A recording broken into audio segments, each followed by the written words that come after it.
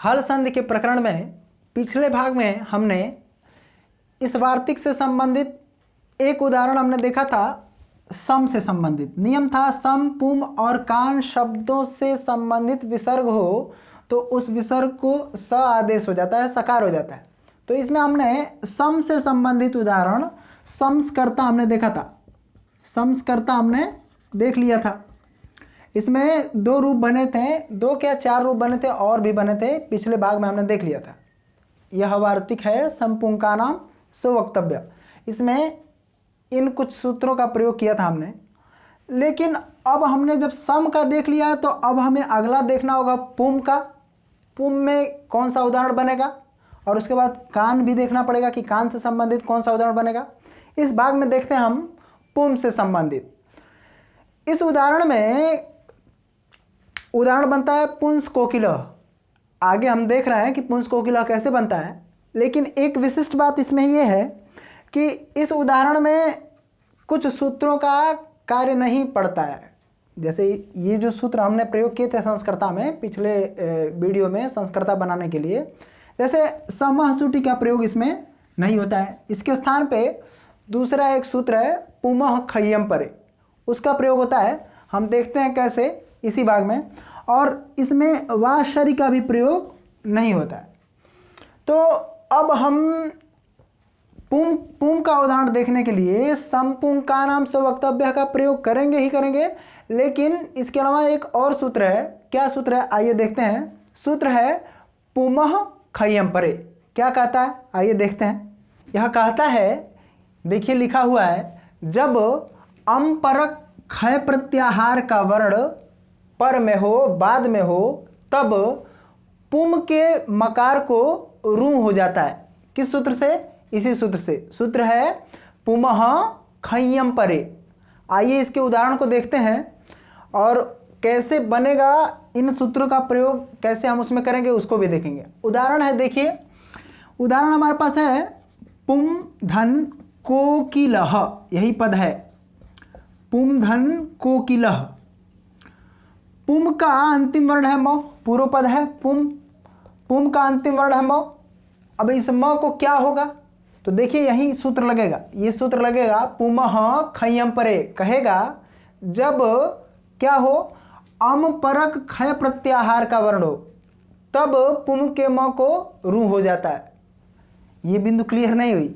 अच्छा ये देखिए क्या कहता है, कह रहा है कि अम प्रत्याहार का वर्ण हो, अम प्रत्याहार का वर्ण हो, किसके पर में हो, तो कह रहा है कि खय प्रत्याहार के पर में हो। अम प्रत्याहार का कोई वर्ण हो पर में, और किससे पर में, किसके बाद में हो, तो कह रहा है खय प्रत्याहार के बाद में हो, तब क्या होगा, तब इससे पहले होगा पुम, इसकी पुम शब्द, पुम पद, इसके म को हो जाएगा क्या, रू, रू आदेश ये होगा इस सूत्र से। नहीं क्लियर हुआ, आइए इन दो बिंदुओं को देख लेते हैं, खय और अम को। अम प्रत्याहार है, अम प्रत्याहार में कौन कौन से वर्ण आएंगे, तो अम प्रत्याहार में प्रारंभ करिए अयुण सूत्र, जो माहेश्वर सूत्र है उसमें पहला सूत्र है अयुण के अ से लीजिए, अ इ उ रील री ए ओ ऐ औ हय वर, फिर ल यम ङ न, यहाँ तक बनेगा। यम गणनम का म है, तो अयुण के अ से लेके और यम गणनम के म तक जो वर्ण आएंगे वही होंगे अम में। और खय प्रत्याहार में क्या होगा, खय प्रत्याहार में ख फ छठ तक के ख से लीजिए, ख फ छठ थ च ट त क प, यहाँ तक क प क य।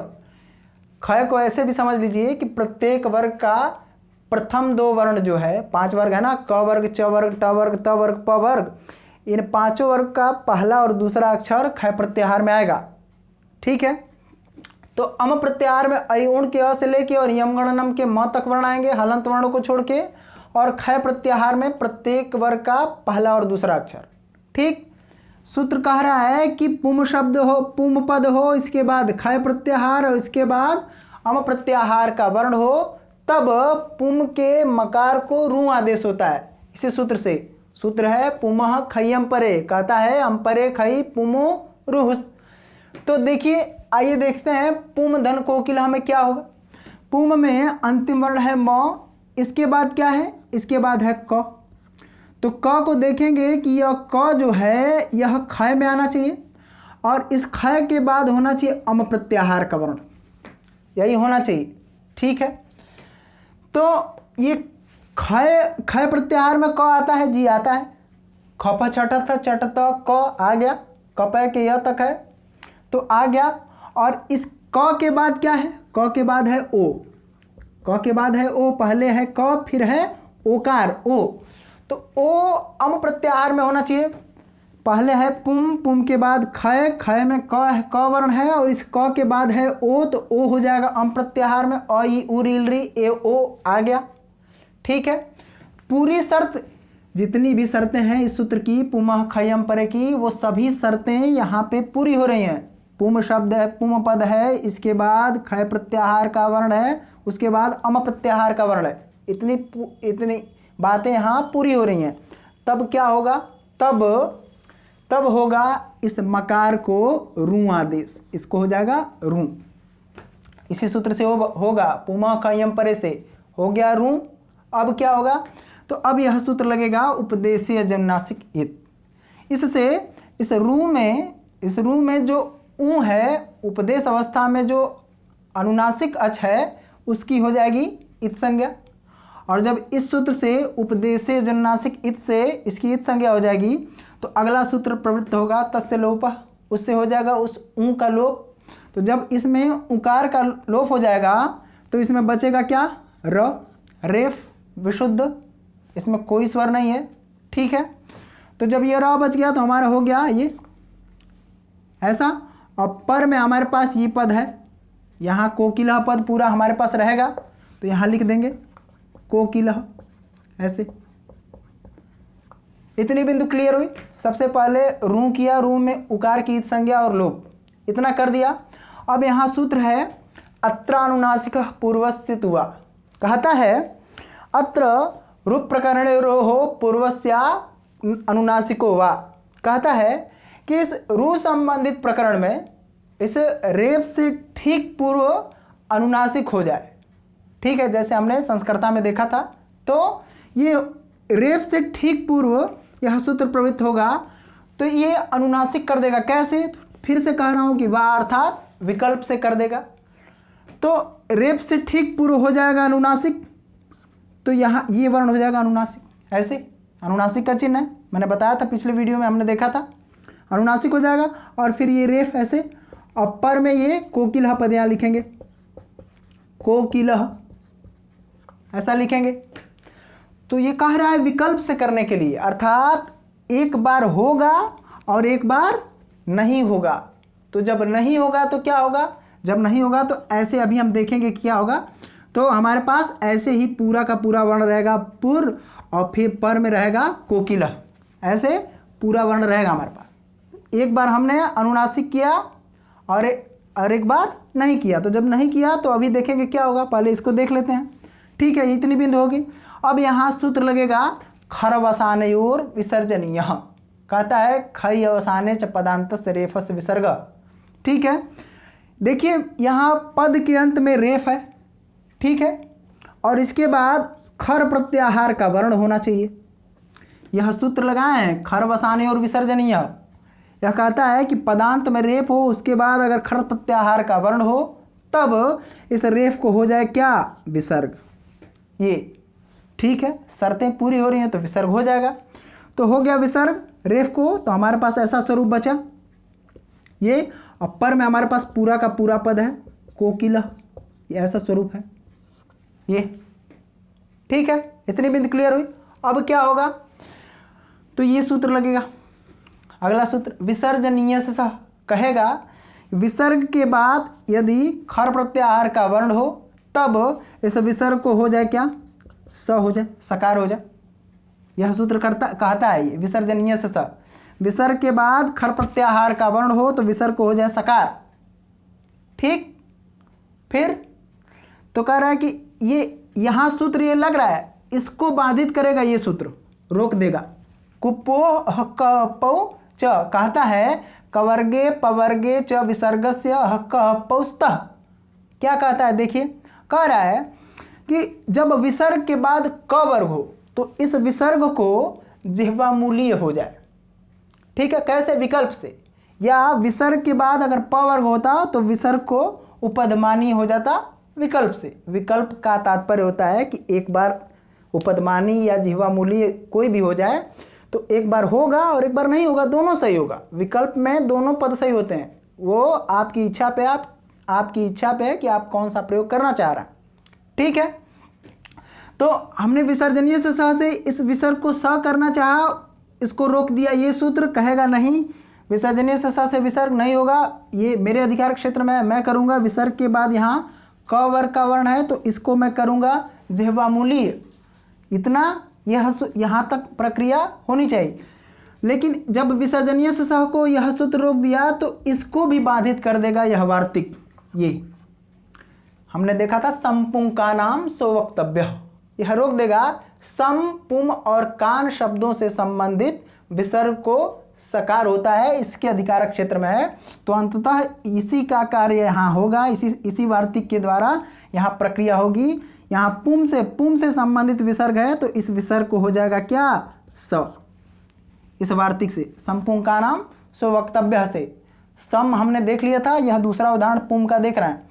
तो जब यह स हो जाएगा तो हो जाएगा पुंस, ये पुंस, और पर में है हमारे पास कोकिलः, ऐसा ये स्वरूप है। अब करेंगे क्या? अब मिला देंगे, मिलाएंगे तो सबसे पहले पू, इस पे ये चिन्ह और फिर अर्ध स में कोई स्वर नहीं है, इसके बाद भी कोई स्वर नहीं है कि इसमें मिला दें, और कोकिलः पद को यहाँ लिख देंगे, बन जाएगा पुंस कोकिलः। लेकिन इतने से कार्य हुआ नहीं, पुंस कोकिलः ऐसा हो, लेकिन इतने से कार्य हुआ नहीं। अभी क्या करना है देखिए, तो यहाँ तक हमने प्रक्रिया देखी थी कि रेफ से ठीक पूर्व रू के प्रकरण में रेफ से ठीक पूर्व ये अनुनासिक का यहाँ हो गया था, विकल्प से अनुनासिक हो गया था। अब क्या होगा? यह विकल्प से एक बार अनुनासिक हुआ था और दूसरे पक्ष में नहीं हुआ था। जिस पक्ष में नहीं हुआ है उस पक्ष में क्या होगा जी? उसमें भी स्वरूप बनेंगे। क्या स्वरूप बनेंगे? देखिए, जब नहीं होगा तब यह सूत्र प्रवृत्त होगा। यहाँ अनुनासिकात् परोनुस्वारः कहता है, अनुनासिकम विहाय रोहो पूर्वस्मात् परोनुस्वारागमः। इसमें रू से ठीक पूर्व अनुस्वार का आगम होता है। रू से ठीक पूर्व, एक बार यहाँ हमने अनुनासिक कर दिया, एक बार नहीं किया इस सूत्र से, तो जब नहीं होगा तब यह सूत्र लगेगा इस स्वरूप में, रेफ से ठीक पूर्व अनुस्वार का आगम हो जाएगा, तब हो जाएगा पुम और ये रेफ, और पर में हमारे पास रहेगा कोकिलः, यह रहेगा कोकिलः। ठीक है, अब फिर वही रेफ को हम करेंगे खरवसाने और विसर्जनीय से विसर्ग करेंगे, ऐसे विसर्ग, और फिर इस विसर्ग के स्थान पे यह सूत्र लगेगा विसर्जनीय से स, कहेगा विसर्ग के स्थान पे हम सकार करना चाहते हैं, पर में यदि खर प्रत्याहार का वर्ण हो। ठीक यही प्रक्रिया यहाँ भी होगी, तो खर प्रत्याहार का वर्ण मिलेगा, विसर्ग को कर देगा स, ऐसे विसर्ग कर खरवसाने और विसर्जनीय से हमने रेफ को कर दिया विसर्ग, और इसके बाद विसर्जनीय से स कहेगा, विसर्ग के स्थान पे हम स करेंगे, इसको बाधित करेंगे कुपोह अहक पौ च, और फिर इस सूत्र को बाधित कर देगा यह संपुं का नाम स्ववक्तव्य, कहेगा सम पुम और कान से संबंधित विसर्ग हो तो उसको स मैं करूंगा, यह वार्तिक करेगा। तो इस वार्तिक के द्वारा यहाँ विसर्ग के स्थान पे हो जाएगा स। जब विसर्ग के स्थान पे स हो जाएगा तब क्या होगा? तब सेम वही स्वरूप बनेगा। हम आ जाएंगे यहाँ अंत में ये, और फिर ये आधा स पुंस, और फिर पर वाला हमारा जो पद है यहाँ लिखेंगे कोकिलः, ऐसा स्वरूप लिखेंगे। तो एक बार हमने बनाया यहाँ अनुनासिक वाला पुंस कोकिलः, और एक बार हमने अनुस्वार वाला बनाया पुंस कोकिलः, दो स्वरूप बना लिया है। यही विकल्प से बनता है, दो स्वरूप इसके बने। क्या हुआ? सबसे पहले यहाँ पुम धन कोकिलः था, तो पुम में म को रू किया, रू में बचा र के स्थान र था, र से ठीक पूर्व हमने अनुनासिक किया विकल्प से, एक बार अनुनासिक किया एक बार नहीं किया, तो जब किया तो ये अनुनासिक हुआ। अब इस अनुनासिक वाले रेफ के स्थान पे हमने विसर्ग किया, और विसर्ग के स्थान पे फिर स हुआ था इस सूत्र से, उसको रोक करके अगला सूत्र लगा ये कुपो हक पहुँच, इसको बाधित करके यह वार्तिक लगा संपूर्ण का नाम से वक्तव्य। तो इस विसर्ग के स्थान पे स किया और फिर मिला दिया, बन गया पुंस कोकिल। और जब इस सूत्र से एक बार हुआ, एक बार विकल्प पक्ष में नहीं होगा, तब यह सूत्र दूसरा वाला लगेगा अनुनासिकात पर अनुस्वार। इससे रेफ से ठीक पूर्व अनुस्वार का आगम, और फिर ऐसी ही प्रक्रिया करके रेफ के स्थान पे विसर्ग, विसर्ग के स्थान पे स और स करके मिला देंगे, बन जाएगा पुंस कोकिल। दो स्वरूप बने हैं, दोनों सही हैं। इसका अर्थ होता है कोयल होती है, कोकिला माने कोयल, और पुंस कोकिला माने नर कोयल। नर कोयल की बात कर रही है, पुल्लिंग वाचक है कि कोयल में जो नर कोयल है, पुंस कोकिला का वही अर्थ होता है। ठीक है, इतनी बिंदु हमने देखी हैं। अब इसमें क्या है, हमने 2-3 बिंदुएं देख लिए हैं कि खय क्या है, अम क्या है। आइए इसी बात को, इसी ये जो इसकी परिभाषा है पुमा खयम परे सूत्र का नियम है, इसको देखिए कितनी आसानी से सूत्र में लिखा है। आचार्य ने लिखा है सबसे पहले पुम, देखिए यहाँ लिखा है पुम, इसके बाद लिखा है खय, और इसी में से अम हम निकालें अम। तो देखिए कितना आसान हो गया कि कह रहा है यह सूत्र कि जब पुम हो, पुम के बाद खय प्रत्याहार का वर्ण हो और खय प्रत्याहार के बाद अम प्रत्याहार का वर्ण हो, तब ही क्या, तब ही पुम के इस म को, पुम के इस मकार को रू आदेश होगा। रू, इसी सूत्र से पहले पुम होना चाहिए, फिर खय प्रत्याहार का वर्ण, फिर अम होना चाहिए। देखिए सूत्र में ही सारी बिंदुएं दी हैं, पुमः खय अम परे। सबसे पहले पुम हो, पुम के बाद खय प्रत्याहार का वर्ण हो, उसके बाद अम हो, तब पुम के मकार को रू आदेश हो जाएगा, और उसके बाद ये सारी प्रक्रियाएं करेंगे, बन जाएगा पुंस कोकिलः, पुंस कोकिलः। और देखिए 2 बिंदुएं, जिह्वा मूली और उपध्मानी। देखिए जिह्वा मूली क्या है और उपध्मानी क्या है, अर्ध विसर्ग स्वरूप होता है। विसर्ग होता है ना, यह विसर्ग लगाएं, यह आधा आधा विसर्ग का प्रयोग करेंगे जब क और ख इन दोनों वर्णों से ठीक पूर्व अर्ध विसर्ग का चिन्ह लगेगा, तो उसे कहेंगे हम जिह्वा मूली, और प और फ इससे ठीक पूर्व अर्ध विसर्ग का चिन्ह लगेगा, तो उसे कहेंगे हम उपध्मानी। ठीक है, अभी इन बिंदुओं की चर्चा करते हैं, इस सूत्र से संबंधित बिंदुओं की। इसमें क्या है, एक और उदाहरण देख सकते हैं आप, या आप चाहें तो बना सकते हैं। क्या है, देखिए उदाहरण है पुमधन चरित्रम। जैसे हमने पुमधन कोकिला बनाया था, पुंस कोकिला, वैसे ही आप इसको पुंस चरित्रम बना सकते हैं।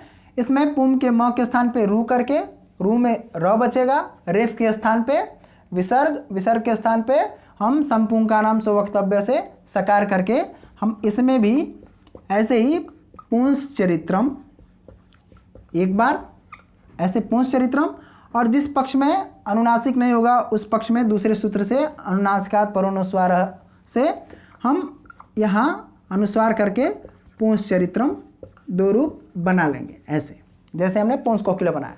ठीक है, तो इनमें भी ये दोनों स्वरूप सही होंगे। इसका अर्थ होता है पुरुष का चरित्र। ऐसे ही आप एक अन्य उदाहरण भी बना सकते हैं, पुमधन खनित्रम। खनित्र का अर्थ होता है, ये देखिए खनित्रम, पुमधन खनित्रम। खनित्र का अर्थ होता है फावड़ा। अभी देखते हैं, फावड़ा मतलब फरुहा, देशज टोन में लोग कहते हैं, फावड़ा होता है खनित्र, संस्कृत शब्द है। ऐसे ही पुमधन खनित्रम, इसको भी म के स्थान पे रू करके, रू में र बचेगा, रेफ के स्थान पे विसर्ग कर लेंगे इन सूत्रों के प्रयोग से, जैसे हमने देखा था। बता दें, अच्छा ठीक, म है पुम, इस म के स्थान पे क्या होगा, इस सूत्र से पुमा खयम परे से रू आदेश कर लेंगे। रू में उकार की उपदेशीय अजन्नासिक इत से इत संज्ञा और तस्लोप से लोप करके बना लेंगे क्या, र, रेफ। अब बन जाएगा हमारे पास ऐसे पुर, और ये खनित्रम पद यहाँ रहेगा ही। फिर सूत्र लगेगा अनुनासिक, अत्र अनुनासिक पूर्वस्थित हुआ, इससे रेफ से ठीक पूर्व अनुनासिक हो गया ऐसे, और फिर रेफ, और फिर यहाँ रहेगा खनित्रम। ये विकल्प पक्ष में होगा, एक बार अनुनासिक होगा, एक बार नहीं होगा। जैसे हमने अभी देखा है। जब नहीं होगा तो क्या होगा अभी हम देखेंगे। इस सूत्र से एक बार अनुनासिक कर लिया, फिर खरवसाने और विसर्जनीय से रेफ के स्थान पे हम कर लेंगे विसर्ग, ये विसर्ग कर लेंगे, और विसर्ग के स्थान पे विसर्जनीय से सह, विसर्ग के स्थान पे स करना चाहेगा, उसको बाधित करके यह सूत्र लगेगा सम कुपो हक पहुँच, विसर्जनीय से सह को बाधित करेगा ये सूत्र, और इन दोनों को बाधित कर देगा ये वार्तिक संपूंकानाम स्ववक्तव्य। कहेगा विसर्ग के स्थान पे मैं सकार करूंगा, हो जाएगा स, बन जाएगा ये पुंस, और फिर खनित्रम पद रहेगा, यहाँ हम मिलाएंगे तो बनेगा आधा स रहेगा ऐसे, अर्ध सकार, अर्ध सकार, और खनित्रम को यहाँ मिला देंगे, बन जाएगा पुंस खनित्रम। ऐसे पुंस खनित्रम मतलब पुरुष का फावड़ा, यही इसका अर्थ होगा। ऐसे ही अन्य उदाहरण भी आप इस सूत्र से संबंधित आप देख सकते हैं। इन सूत्र में जो विशिष्ट बातें हैं वो यही हैं कि हमें देखना है कि पुम होना चाहिए, पुम के बाद खय प्रत्याहार का वर्ण, खय प्रत्याहार खफ छटत चटत क प यहाँ तक बनेगा, ठीक है। और अम प्रत्याहार में अयुण के अ से लेके और यम गणनम के म तक अ इ उ रील री ए ओ ऐ औ हय व र ल यम गण न यहाँ तक वर्ण आएंगे। तो सबसे पहले पुम हो, उसके बाद खय प्रत्याहार का वर्ण हो, उसके बाद अम प्रत्याहार का वर्ण हो, इन तीनों बिंदुओं को देखना है। तब देखिए जैसे यहीं देख लीजिए, पुम है, पुम के बाद क्या है, पुम के बाद क्या है, ख है, और ख के बाद क्या है, तो ख के बाद अगर हम देखें तो अ आ गया, अ ख है सबसे पहले, उसके बाद अ है, अ आ जाएगा अम प्रत्याहार में, ठीक है। तो ख आएगा खय प्रत्याहार के अंतर्गत, और फिर अ आ जाएगा अम प्रत्याहार के अंतर्गत, तब इस म को हो जाएगा रू। तो इन बिंदुओं को हमें देखना है, और इससे संबंधित कोई बिंदु हो तो आप मुझे मैसेज करें, कमेंट करिए। बहुत धन्यवाद।